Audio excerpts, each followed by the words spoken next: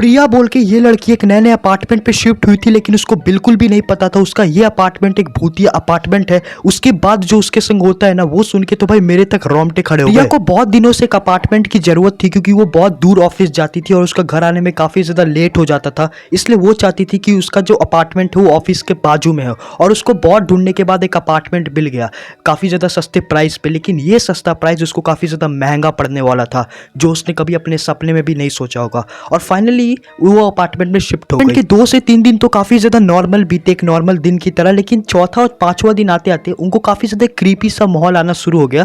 उसने नोटिस किया ये अपार्टमेंट काफी ज्यादा अबैंडेंड है, यहाँ पे कोई लोग नहीं रहते, इसकी दीवारें टूटी फूटी हुई है, अजीबोगरीब माहौल है। ठीक है, एक अजीब सा माहौल, तुम कह सकते हो मैं क्या कहना चाह रहा हूँ।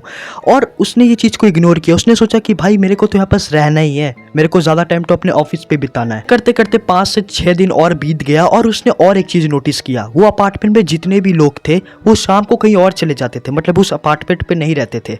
और प्रिया ने ये चीज़ सोच के अब उसको थोड़ा शक होने लगा कि भाई क्या इस अपार्टमेंट पे कुछ ऐसा है क्या जहाँ से लोग चले जाते हैं। और उसने एक जन से पूछ लिया, एक लड़के से पूछ लिया कि क्या इस अपार्टमेंट पे कुछ ऐसा कोई है क्या जिससे यहाँ से लोग चले जाते हैं। और उस लड़के ने कुछ नहीं बोला। उस लड़के ने उसको एक अजीब सी नज़र से घूरा और वहाँ से चला गया लिटरली। और उसको कुछ समझ नहीं आया भाई आखिरकार ये क्या हुआ, और उसने ये चीज़ इग्नोर कर गया और वो सोने चली गई। और उसके बाद उसने देखा कि उसके छत के ऊपर से काफ़ी ज़ोर ज़ोर से किसी की चलने की आवाज़ आ रही है, बहुत ज़ोर ज़ोर से।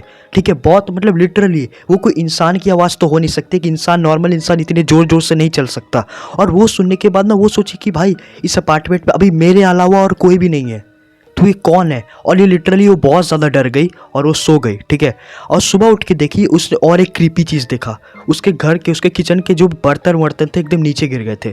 ठीक है, एकदम बिखरे हुए थे, पानी वानी गिरा हुआ था। और वो देख के वो सोची कि भाई दरवाज़ा अंदर से लॉक, खिड़की लॉक, कौन आया भाई, कोई जानवर वानवर कोई भी नहीं। लिटरली वो इतना डर गई ना, उसने बिना कुछ सोचे समझे भाई अपना बैग उठाया और वो ऑफिस निकल गई। ठीक है, और वो ऑफिस से आती है और भाई उसके बाद जो उसने देखा ना, उसको अपनी आंखों पे बिलीव नहीं हुआ। उसको शक होने लगा कि इस पे कुछ तो कुछ है। उसने देखा कि एक बड़ा सा हाथ का निशान उसके पूरे दीवार में फैला हुआ है, और पूरे घर का सामान इधर उधर बिखरा हुआ है, जो दिखने में इतना क्रीपी लग रहा था ना कि वो फटाफट बहुत ज़ोर से चिल्लाई और नीचे भाग गई। ठीक है, और वो नीचे जाके एक औरत को ये सब चीज़ बताती है, और वो औरत उससे जो कहती है ना, वो सुन के तो भाई मतलब उसके पैरों के नीचे से ज़मीन खिसक गया।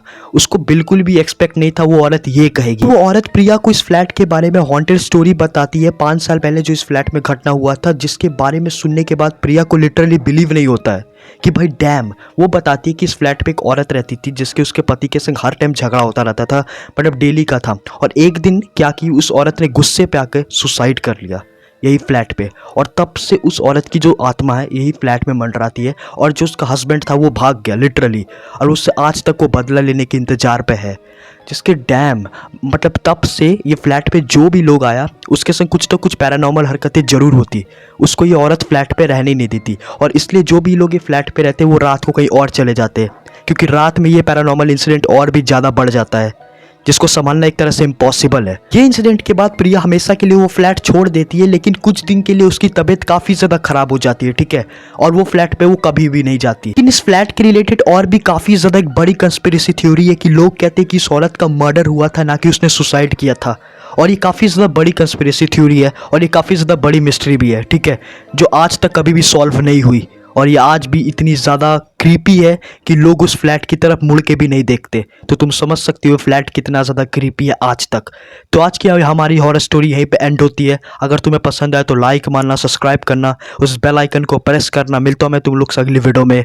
Bye bye.